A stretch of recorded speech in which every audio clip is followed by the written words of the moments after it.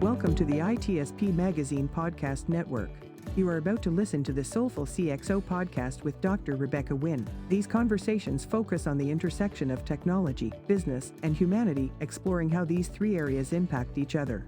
Dr. Wynn interviews guests, including business leaders, entrepreneurs, and experts in various fields, to share insights and experiences on cybersecurity, risk management, and leadership. The podcast aims to provide a fresh perspective on how technology can be leveraged to create positive change in the world. Now sit back, relax, and enjoy the show.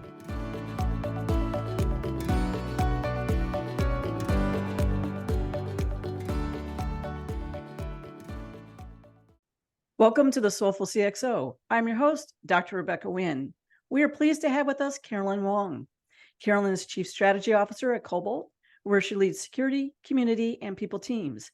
She hosts the Human of InfoSec podcast, teaches cybersecurity courses on LinkedIn Learning, and has authored 2 books, including the popular textbook, Security Metrics, A Beginner's Guide. Throughout her career, she has been working to boost the number of women in the field and is an advocate for workplace equality. Caroline, it's so great to see you again. Welcome to the show. Dr. Rebecca, what a pleasure it is to get to spend some time with you today. Thank you for the invitation.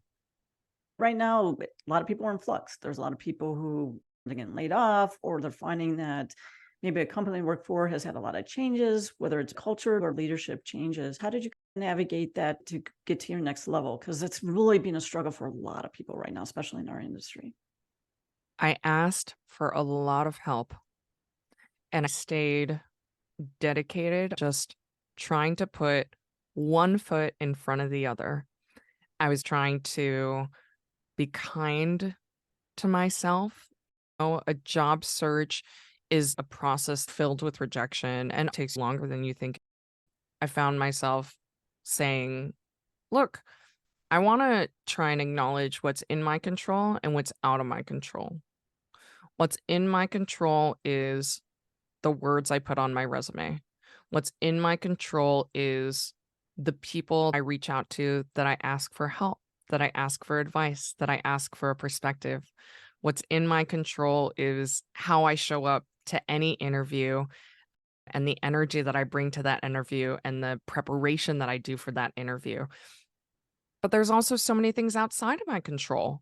I don't control what roles are open at what organizations. I don't control anything about who the hiring manager is, what their criteria is, what any of their different ways of thinking about me or any of the other candidates are. I don't control the other candidates and how qualified they are.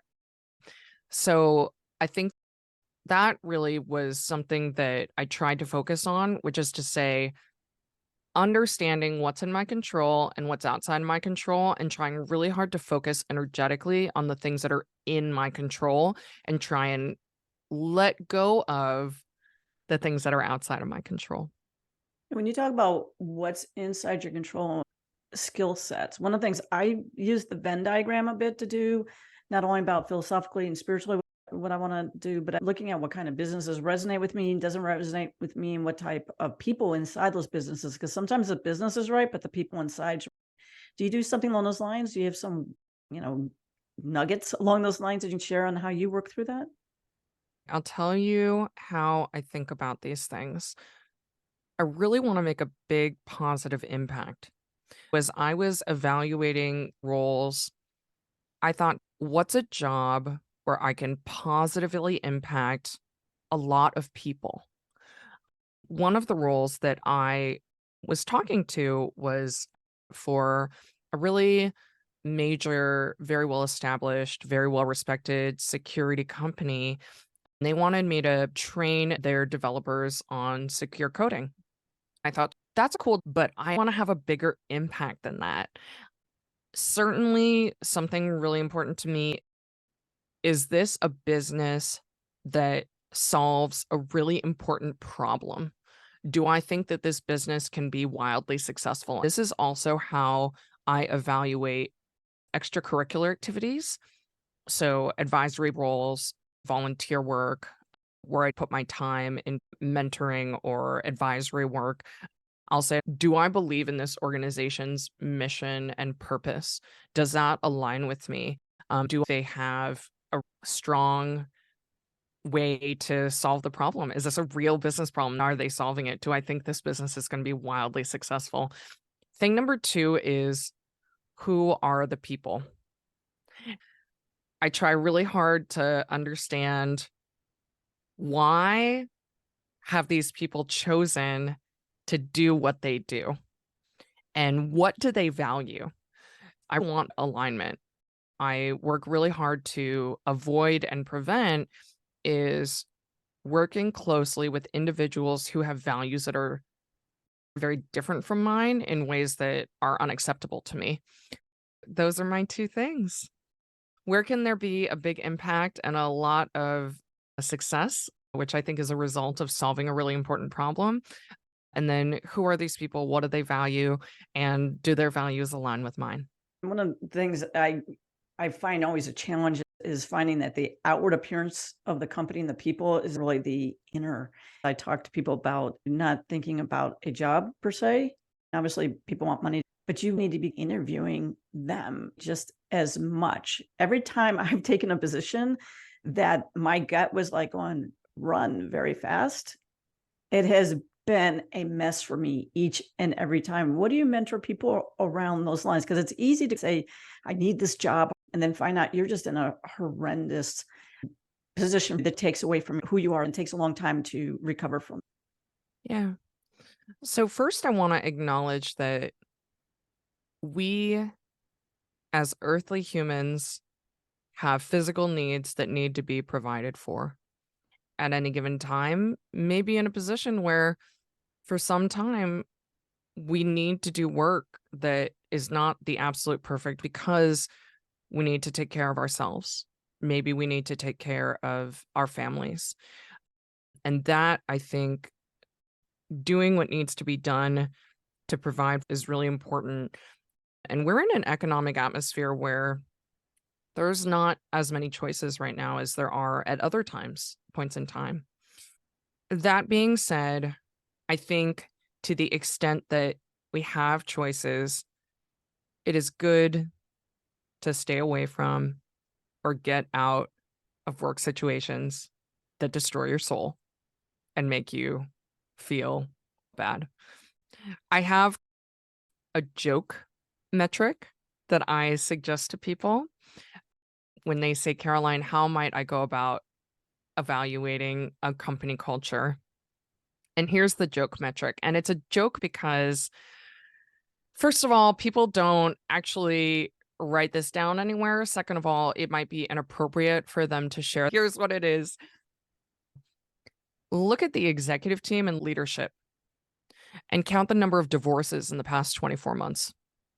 Then look at the company and count the number of marriages and babies in the past 24 months. There are a million reasons wrong with that. I want to address a couple of those assumptions. Divorce is not bad. Marriage and babies are not good. They're just indicators. I personally am a divorced person. Getting divorced was the very best thing that happened to me. It's simply an indicator. People in that phase of get married and have babies when there's a company culture that is supportive of healthy relationships outside of the workplace and work-life balance situation. I think that really toxic environments, you're going to see divorces happening in leadership. It's a joke, but a more realistic thing to do is, just like you're interviewing the company, ask them for references. Ask if you can talk to someone who works for them or has worked for them. And there's 2 things that'll tell you. Thing number 1, maybe they'll immediately give you 5 names and encourage you to do that. That's probably a good sign, even before you pick up the phone and talk to those people. If someone's a little hesitant and weird about it, that in of itself is a sign. But I think that just like when we are in a position where we're a candidate talking to a company about an opportunity, and there may be a stage where they ask us for references of people we've worked for or with, we get to do the same thing. That's an opportunity to ask for references. Let me talk to someone who's worked on your team. Let me talk to someone who is a peer of yours. Let me talk to someone that you've worked for. And there's those 2 data points. Thing 1, how do they respond to that question? And thing 2, of course, when you make those phone calls, what do people share? Yeah, I think one of the things for us being CISOs, right? You mentioned CISO, CIO, Chief Strategy Officer. I pay attention to who are they having me do my interviews with? Do they have me interview with 5 people who are going to report to me? I'm not against that, but how come the stakeholders, why aren't my stakeholders? How come I'm not really meeting with my peers? You're trying to make me more of a subject matter expert, not a person leading a division or a team. I think that's the other thing, is paying attention quickly on who you're interviewing with. Would you agree with that? Absolutely. And when I interview for CISO roles, which I do from time to time for fun, a really important question is, how big is the team and how big is my budget? Those are super important questions to ask, especially when you're talking about a security leadership role, because there's a difference between talking the talk and walking the walk. It's easy for the words, "we care about security," to come out of someone's mouth. It's different for them to have allocated and approved headcount and budget. If I'm talking about a CISO opportunity, those are some of the first questions. The other really important question is, what's turnover been like on the team in the past 24 months? It just indicates that there's a change. And the questions, where is the organization headed? And does that align with your skill set, your values, how you want to make an impact? Do you use something else besides LinkedIn? Do you use, like, when you go to conferences, because you speak at RSA and stuff like that? What do you find is a great networking to find those inner nuggets? LinkedIn is my number one. I've never been a Twitter person. I use Slack a lot. LinkedIn is so cool because I will find myself connecting with folks that, like, maybe I've met and maybe I've never met. And I think that it's surprising to me, if you reach out and ask a question, some people ignore you, some say no, but some are delighted to have a conversation. You're curious about someone's perspective, just ask. I agree with you 100% on that. I tell people, they're like, who do you mentor? And I said, I think you seek out mentors. I have Ann Kabuki, and you and I have talked multiple times too, but Jim Roth, Teresa Payton. And they said, how did you get them to be mentors? I said, I asked. They don't meet me every week, but I'm like, Jim, I'm struggling with X. Can I find 15 minutes or 20 minutes on your calendar so we can walk through it? You just need to ask, but come with a heart. One of the things I've been thinking about and learning about in the past couple of years is change. I think that as humans, it's really natural for us to like things to stay the same, particularly if we have this impression that things are quote unquote good. We want them to stay that way. I've come to accept this idea that change is constant and change is inevitable. And so I've been trying to shift my own mindset from one where, if I perceive a particular stage to be quote unquote good, and trying to like hold on to that, when change comes, I try to recognize that, like, this moment right now and now this moment right now, like, they're different. It's new. None of us have any idea what's going to happen tomorrow. And we always have an opportunity to look at things in a different way, so that when change happens, or when I can see change about to come, I think it's really natural, again, for us to have a human instinct, which is fear. Oh no, something bad's going to happen. Oh no, I don't know what I'm going to do. That's natural. And I think that's our brain trying to protect us. And I think that change also presents opportunity. There have been changes in my life that happened that I did not ask for, that I would not have asked for. There's a whole thing about, I used to live in California, now in the Pacific Northwest, and our decision to move was not something exactly that we chose. We had to do it.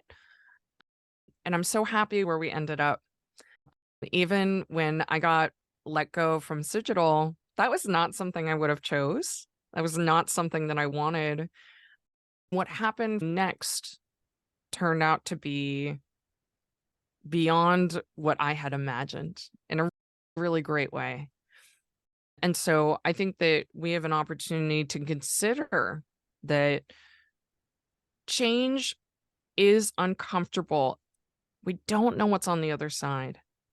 And being on the other side and what happens being really great, really amazing, really positive, really fulfilling, that's just as likely as really terrible, really scary. Like, we just don't know. And in any given day, we can look for the opportunity and focus on the things that truly are within our control, and to try and let go of some of those which are not, which there are always going to be lots of things outside of our control. Caroline, our time has flown by. I do teach LinkedIn Learning courses, and on my profile, you can find links to view those at no cost. So I'd invite folks to check those out and let me know what you think. This is so great. Thank you so much for having me.